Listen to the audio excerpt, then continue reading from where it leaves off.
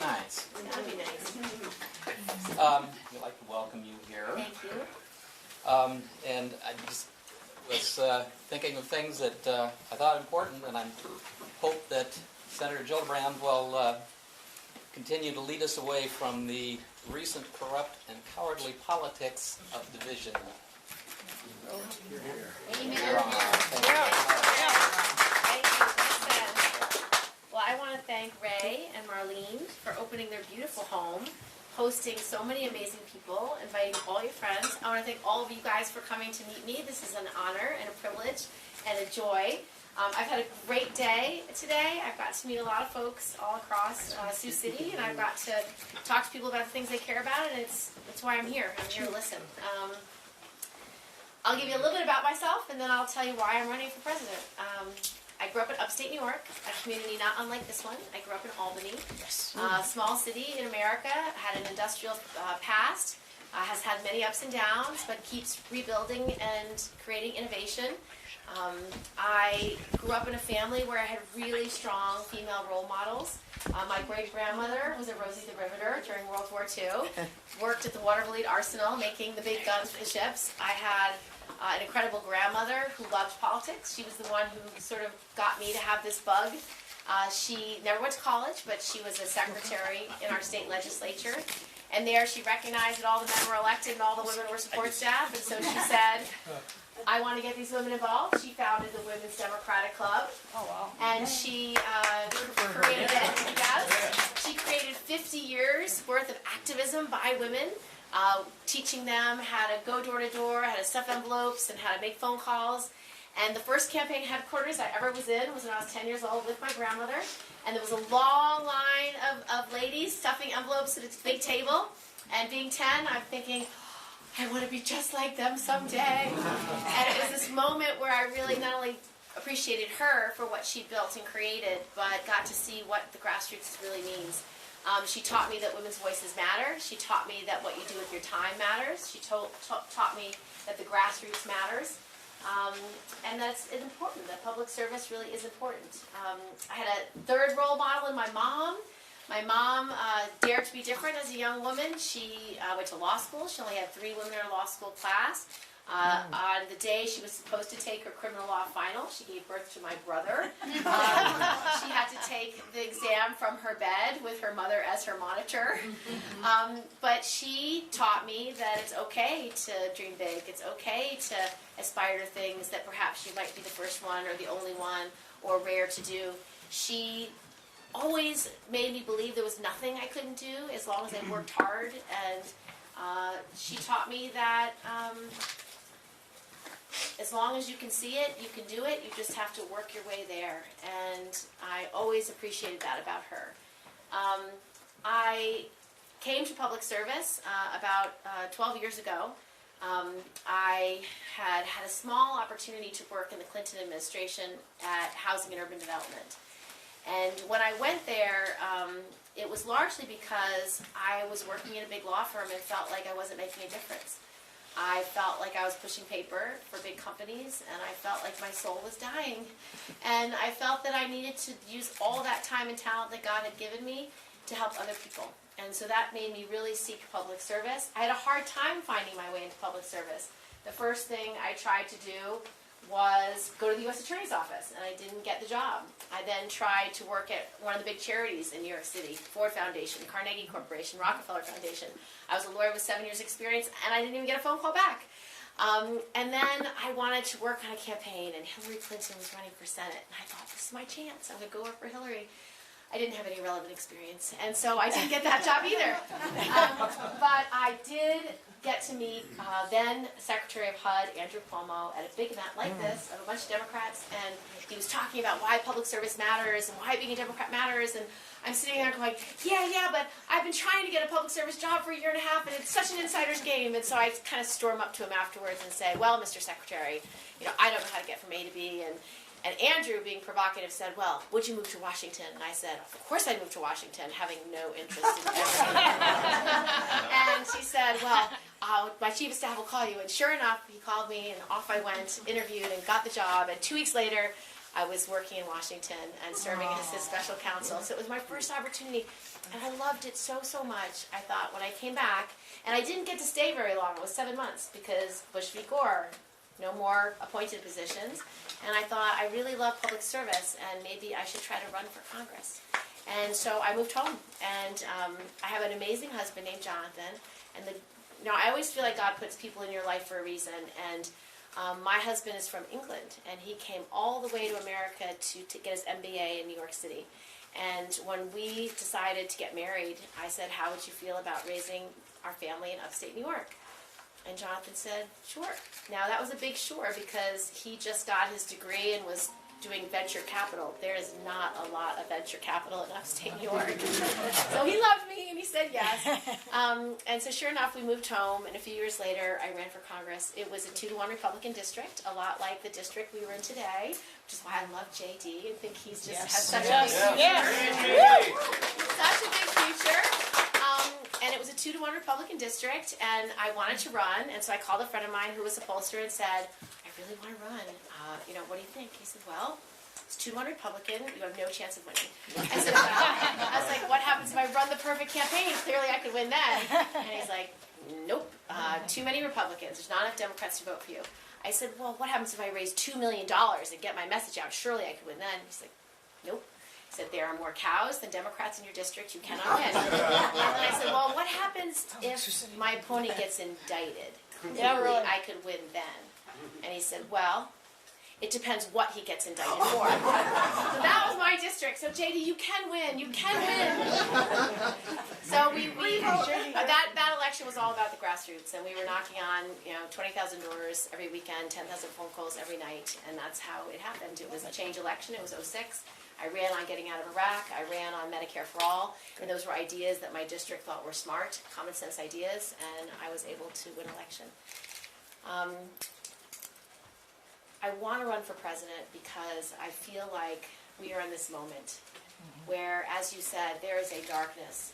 President Trump has created so much hate, so much division, divided this country along every line, every racial line, every religious line, every background. Anything he can do, he's divided. And that is not who we are as a country. And only light can drive out darkness. Only light can defeat darkness. And so all of us are called, and this is where my faith comes in, all of us are called to make a difference in life. That is, I feel, why we're here, why we're on this planet, why we're on Earth. And I feel that I have to use everything I can to defeat what he has created. I want to fight for other people's kids as hard as I fight for my own, which is why I believe that health care should be a right, not a privilege. It's why I believe... It's why I believe that we should have better public schools. It shouldn't matter what block you grow up on. You should have a chance for a good education so you too can earn your way to the middle class. A lot of people are struggling. A lot of people who voted for President Trump are struggling. And so we have to start rewarding work again, actually making sure people can earn their way into the middle class with whatever job training it might take them to get that better job so they can provide for their family. But also taking on the infrastructural problems like institutional racism, like having a national paid leave plan, like having equal pay, like having affordable daycare, like having universal pre-K, and actually making sure people can get higher wages and strengthen our unions, making sure people can bargain.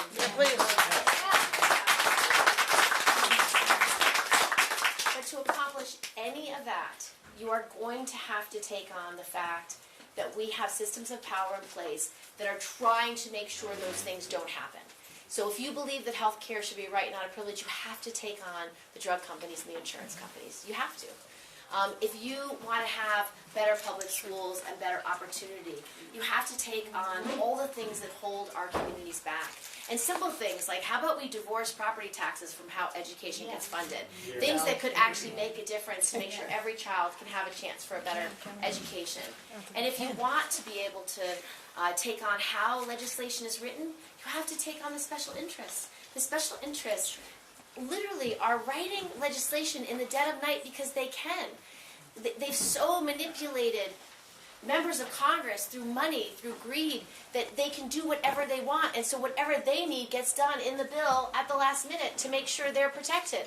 So if we really want open government and I mean open government. If we really want a direct democracy, you have to take on those systems of power and you have to upend them. You have to make sure that people can have the power in their own hands. And that's restoring what's been taken from us over many years, over many decades. It's why when President Trump ran on the system's rigged, people believed him and thought he'd be the one to blow it up. Well, he didn't. He's continued to rig it further. He continues to line his own pockets and line his cabinet with the elite of the elite, intending never to help regular people at all. And so you have to be willing to do that. And I think I have the compassion. I think I have the courage. I think I have the fearless determination to take on this battle. I have never backed down from a fight. I fight big things and I fight little things. But I don't back down because that's why we're here. We're here to fight for others. This country has always believed in the golden rule. We've always believed that you should care about each other's kids as much as your own, that you should treat others the way you want to be treated. And we need to restore that integrity, that leadership in the world that has been lost. Whether it's global climate change, whether it's leading on making sure people can earn their way into the middle class, or taking on the special interests. But all of that is what's at stake, and that's why I'm running. Thank you. So now I'm here to take all questions. How long have you been in the Senate? 10 years? 10 years, yeah. 10 years in the Senate, 2 years in the House. And 15 years as an attorney before that. And so you started in the House and then moved. Correct. I started in that 2-to-1 Republic district in upstate New York, New York 20. Which has now been separated into 2 districts, and one of them we just won. Antonio Delgado just won the southern half of my district. Yes. Unfortunately, the northern part's still in Republican hands, but it can be done. Now, what led you into the Senate? How did you get into the Senate? So that is an interesting story. When Hillary Clinton was our senator, she was named to be Secretary of State. And when that happened, a lot of names started flying out in the press, and my name was always on the bottom of the list. And I was with my husband and kids at Disney World when this was happening, and so I talked to Jonathan. I said, Jonathan, my name gets mentioned as maybe somebody who should, try to become the senator. How do you feel about that? Is that something that you think we should do as a family? And Jonathan's view on public service is really simple. He said, well, do you think you could help more people if you were in the Senate than if you were in the House? And I said, yeah, I probably can. There's 20 million people, and senators have far more ability to start a debate, stop a debate, shape a debate because of the nature of the Senate, so I think I could. And he said, then you should put your name in. He said, we are only in this if we are helping people. And so I had to call the governor. Our governor was David Patterson. He was a governor who was the lieutenant governor who became governor because of Eliot Spitzer's problems with prostitutes. And so he became governor, and he was the first black governor, he's the first blind governor. He's a man who I'd met twice before, where we really shared this love of public service and talked about why we wanted to serve, and I thought he was just a very gracious man. And so I had to call the governor and said I was interested. I called the governor, and I didn't leave the right message.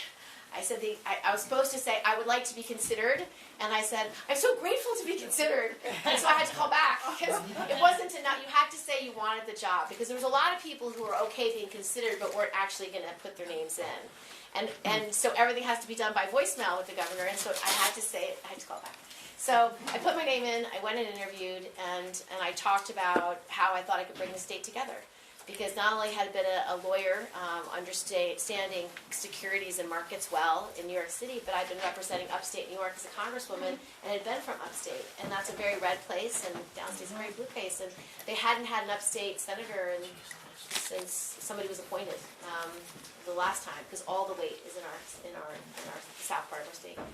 And so he wanted diversity, and he thought he wanted to have Secretary Clinton's legacy continue, and as a woman, but he also wanted somebody who maybe would be able to represent more people and bring the state together. And so he gave me that opportunity. And so I ran for re-election in 10, ran for re-election in 12, then just ran for re-election in 18, and in my 3 elections I have the highest vote margin in the history of the state ever. Any state I've run.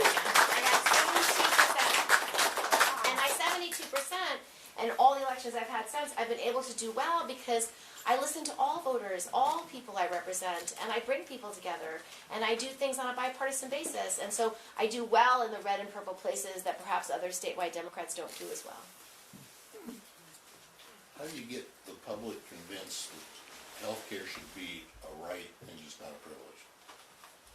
Talk about their families. I think most people are going to agree that healthcare should be a right, not a privilege, because everybody worries about their loved ones. And the fear that I heard after the election, and these are all voters who arguably voted for Trump, the fear that if they lost access to coverage, if they had a pre-existing condition, and couldn't, everybody in their family has, every person has at least one family member with a pre-existing condition. It's the nature of people. And the fear was real. And I'd have people saying, I don't understand why my neighbor earns $5,000 less than me and he gets access to Medicaid and I don't. Why can't I get access? And just having the basic access. And that's why I always thought Medicare for All was a great idea. When I first ran in 2006, I made it really clear. I said, well, wouldn't it be good if you had at least one not-for-profit public option? Wouldn't it be good if anybody could buy into Medicare at a price they could afford? Just to create competition, because those insurance companies keep raising your rates because they can. And they're not interested in making you healthy. They're more interested in making money. And so if they can say you can't have that second day in the hospital, you can't have that medicine, they're going to do that. And they agreed. They said, yeah, that's a great option. I would love to have Medicare. My mother has Medicare. She loves it. I would love to have that. I don't want to pay my insurer. So I've always believed Medicare for All was the right solution. And that was in a 2-to-1 Republican district. So if you talk to people about their lives and about what would make it easier, if they had access to Medicare, they would love it. They would just have basic health care that's affordable is what everybody wants. President Trump ran on basic health care that was affordable. Yeah. So he didn't do that either. He really did. He said those words. Who can stop him? I can stop him. Good.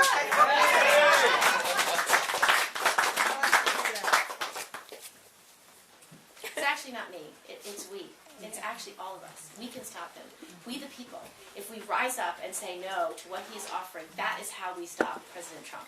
It has to be millions of people saying no to what he has done to this country, to the hate, to the division, to the darkness. We have to fight for it. And I believe that if people don't rise up and say, this is my democracy, I want to regain control of my country, I want a direct democracy where it's one person, one vote, I want my voice to be as important as all those corporate interests and those wealthy interests that have such an outsized influence in our government. If they don't fight for publicly funded elections, they'll never get where they want to go. So it has to be we. That is how we defeat Trump. It is we. And we will. Because we're fired up. And we're ready to go. We will. This will happen. I feel as if I'm not hearing enough about the way in which this is real topical. Yeah. Government shutdown is endangering national homeland security. So, do you have any thoughts on that? Well,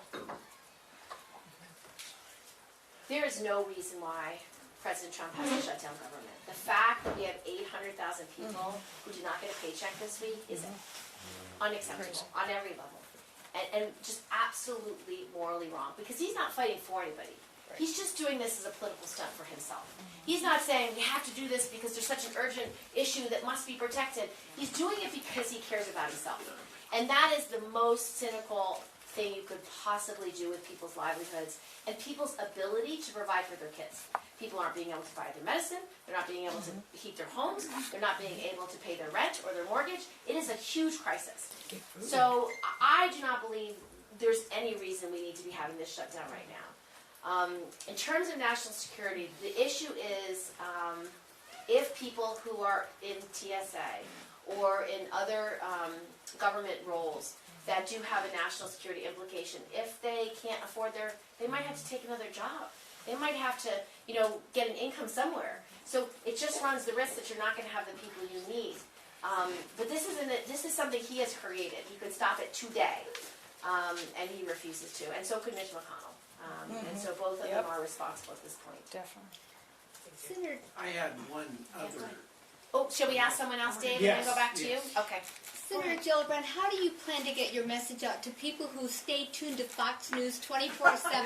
They refuse. They think everything is fake news. They don't read. You don't. They don't. They listen to Fox News, and everyone else is lying. How do you plan to? And we've door knocked, obviously, and people, the minute they hear who you are, they close the door. They don't want to. How are we going to reach those people? What are we going to do about Fox News and the spin and the lies? Truly lies. So I think it's a person-to-person effort. I really think we have to engage those people in our communities who maybe don't vote with us and maybe don't consume the same television or news that we do about what they care about. I met a woman today in the small business that I went in, a lovely gift shop with a photography studio in the back, and she was a Republican. She said, I'm a Republican. I said, well, what are you concerned about? And she said, I'm concerned about the border. I said, what specifically are you concerned about? She said, I'm worried. She said, I'm worried about criminals. I'm worried about my safety. I said, okay. I said, and what else are you worried about? She said, well, I'm also worried about the people who have been here and that they've been waiting a long time. I said, well, based on what you said, I think national security is really important, and making sure we don't have criminals in our communities is really important. But based on what you said, would you be interested in something like a comprehensive approach where we fix all the problems at one time and try to create a pathway so people can buy into their Social Security, pay their taxes, make sure they're investing in our country, our schools, our future? And she said, yeah, I could be open to that. And so the first thing you got to do is just listen. Just ask your neighbor, what's going on in your life? Why do you feel so upset or angry? And what do you need change? And I promise you, 2 times out of 3, you're going to find you have the same worry. And so find the common ground and then talk about the real solutions and just open them up to listening to other people about what they care about. Because at the end of the day, we all have our children. We all have our children. We're all Americans. And I think what President Trump is creating so much fear and hate, it's destroying our soul. It's literally ripping the moral fabric of this country in two. And it is so bad for this country. And so we have to bring the country back together again. And I want to do that. I want to be able to bring all our communities back. Because what we're losing is wrong. We've lost compassion. We literally have lost the compassion and the love and the worry we have for our neighbors. Because President Trump keeps telling you, be afraid of your neighbor. And your neighbor, by the way, shouldn't be here. And your neighbor's not like you. And your neighbor's, taking your job. That is not... America is the land of unlimited opportunity. It's limitless. Our entrepreneurialism, our innovative spirit, the fact that there's nothing we can't do, there's no problem we can't solve, he's losing touch with that. He's making us small. We are a big country. We are a great country. We welcome. The Statue of Liberty stands there for a reason. She's a beacon of light and hope. Yep. Send us your whole masses, yearning to breathe free. That's what we are. That's the American story. And we have to restore that. Okay, I need to be a devil's advocate. Go ahead. And I'm doing this because you're in a friendly crowd. Yeah. There's a lot of negative press regarding the Al Franken resignation. Yep. And I want you to be able to speak to that because I want us to be able to speak to that. Yeah. I think that's important. So can you just speak to that with regards, you've gotten a lot of negative press. Yes. For calling for his resignation immediately and that sort of thing. Can you just speak to that, please? So I know it makes a lot of Democrats sad, some angry, but the truth is Senator Franken had 8 credible allegations against him for harassment and groping. They were corroborated in real time, and they were deemed credible by those that investigated them.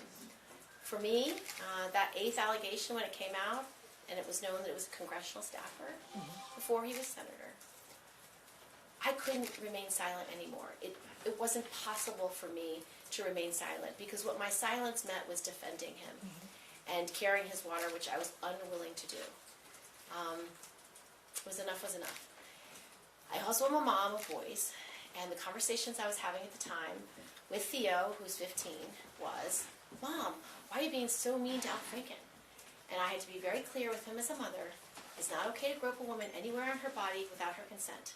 It is not okay to forcibly kiss a woman without her consent. It's not okay for Al Franken, and it's not okay for you.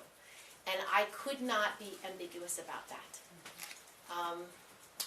Al Franken's entitled to whatever process he wanted. If he wanted to stay and wait 6 months for his ethics hearing, he's entitled to whatever he wanted. His decision was to resign. my decision was not to remain silent. And you have to stand up for what's right, especially when it's hard. And if you create a past because you love someone or like someone or admire someone or they're part of your team, it's not okay. It's just not. And I feel strongly about it. And it's painful. It's painful for me. It's painful for a lot of us. But enough was enough. Thank you. Just to follow up, this is a friendly crowd, Yeah. but as your name came up this morning in social media, Yeah. got an article popped up right away Yeah. from Fair and Balanced, is that, first of all, I don't know if it's true, and then if you could just kind of explain to us the NRA, how you go from an A to an F. Yes, yes. So I had an A rating as a House member. I only really looked at guns through the lens of hunting. My mother still shoots the Thanksgiving turkey. But when I became senator, I recognized I had a lot to learn about my state and all the 20 million people I was going to represent. And 10 years ago, one of the first meetings I had was meeting a family in Brooklyn. I met a mom and a dad who had lost their daughter to gun violence. Her name was Naisha. She was at a party with her girlfriends. She was just a little older than you. And she got killed. And I met all her classmates. And I just felt convicted that I had done the wrong thing. And I thought, this girl should not lose her life to gun violence. And if I'm unwilling to fight for her family and for her friends, then I'm not doing my job. And so I met with experts. I met with a lot of parents who lost their children and loved ones. I met with Commissioner Kelly, and I said, I'm going to write a bill to solve one of the problems. And the problem that I wanted to solve was all the handguns, all the illegal weapons. In our state, 90% of the weapons are trafficked into New York, and they're sold directly to criminals, and most of those guns are illegal. And so I wrote the bill to end gun trafficking. And since that time, 10 years ago, I have been 100% trying to end gun violence. I proudly have an F rating of the NRA. Good for you. Good for you.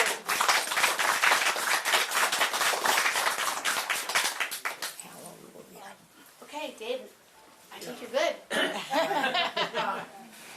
I want to follow up on what was said earlier. Well, I'll just go into it. I spent my entire career teaching and had the same conviction. When I started teaching, we had Ipers in Iowa. And You had what in Iowa? Iowa. Oh, I was your retention system, yeah. And a friend of mine said, that's the most important thing you have. Well, when I retired, I realized that. But in the early days, IPERS was adopted by the state legislature. So senators and House members were members of IPERS. And I really think that's one thing that's kept it really, really strong. And talking with my son, we talked about with the government shutdown, would you be in favor that if the government closes, all those people that are off, maybe the money that goes to senators and House members, their checks, should not, they shouldn't be getting a check either. Would you be in favor of something like that? I don't think anybody should be going without their check right now. And this is a problem that President Trump has created, and he should end it. So probably not. But I understand why you like the idea.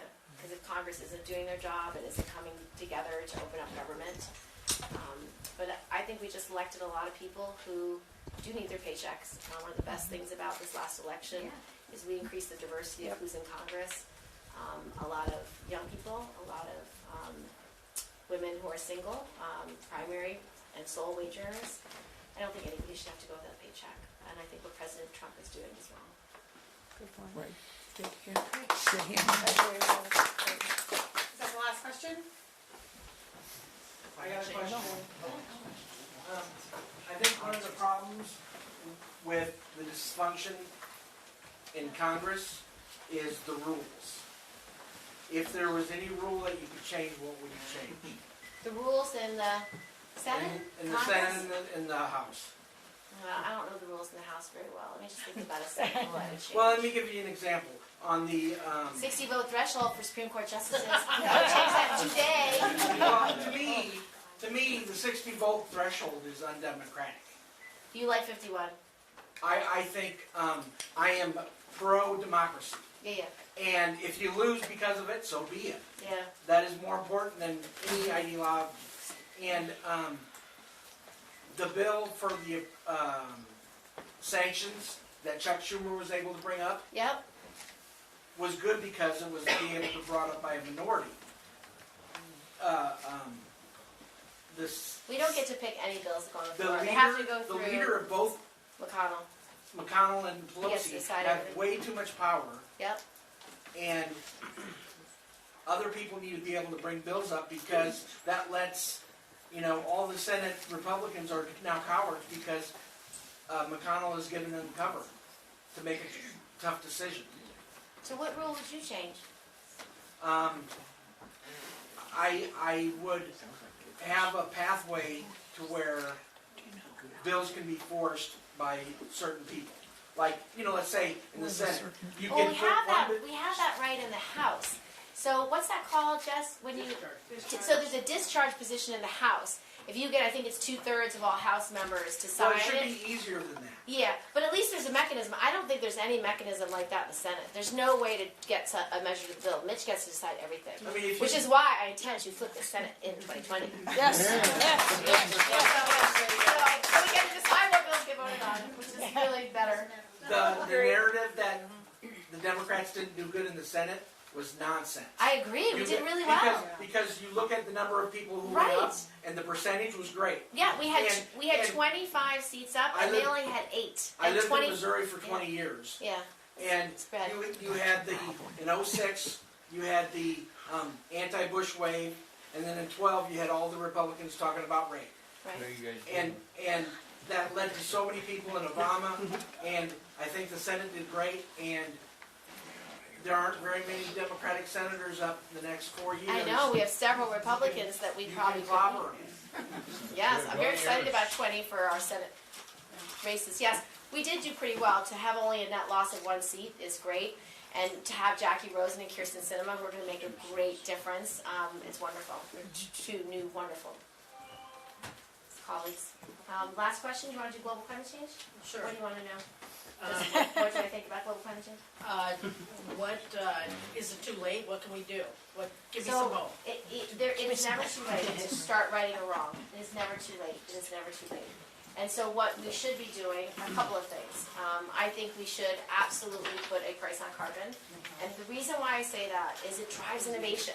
If you want to innovate, if you want any manufacturer or employer or any kind of energy source to become more energy efficient, to become more green, you just create an incentive by saying you get to do it cheaper because you don't have to pay whatever it costs to be a polluter. I think that is a great way to spur innovation. So I would do that. I would do a lot of the changes to make green energy more possible. It's a huge economic opportunity. I believe we should have a moonshot, that in the next 10 years we should transition to a renewable economy. And we do it in the next 10 years not because it's easy, but because it's hard, and it's a measure of our innovation and effectiveness, a la JFK. And so that is what you should be doing. It should be our moonshot. And so I really believe, because if you invest in green jobs, if you invest in, actually more wind turbines, more solar panels, more geothermal, more biofuels, more innovation, more electric cars, all the things that you can do, more energy efficient appliances, more energy efficient homes, changing the way we build buildings to be LED certified, incentivizing all that job training, and it works. We have a SUNY school, State University of New York school in upstate New York, that specializes in green jobs training, and they teach these kids how to put in a solar panel or put in energy efficient appliances or make LED certified housing. And when I visited, they said that 98% of the graduates had 3 or more job offers before they graduated.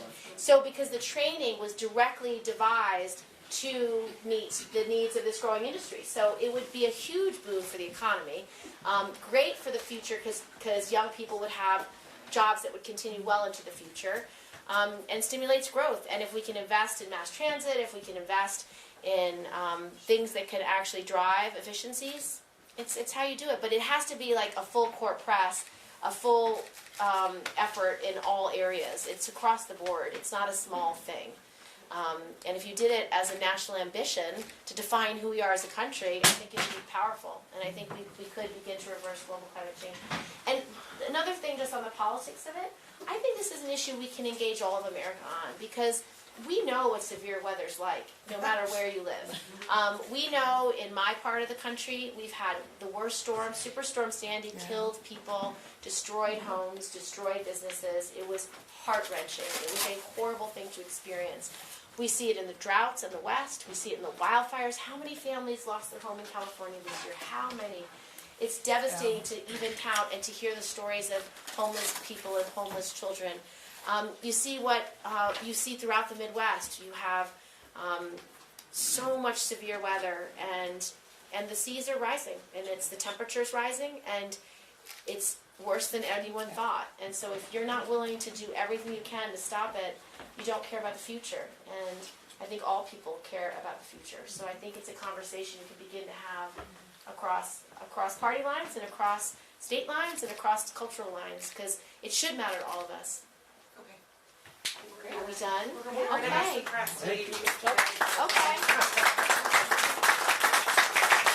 You're in Albany, you're in Albany now.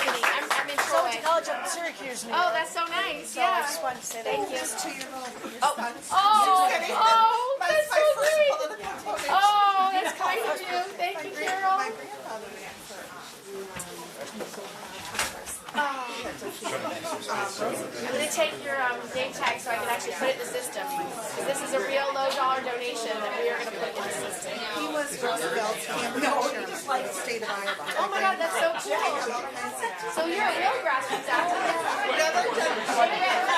Our first Iowa low-dollar card. Our first activist is people finding their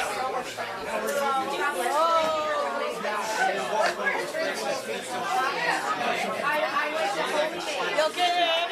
And it's not That's okay, I got more room for it. No, I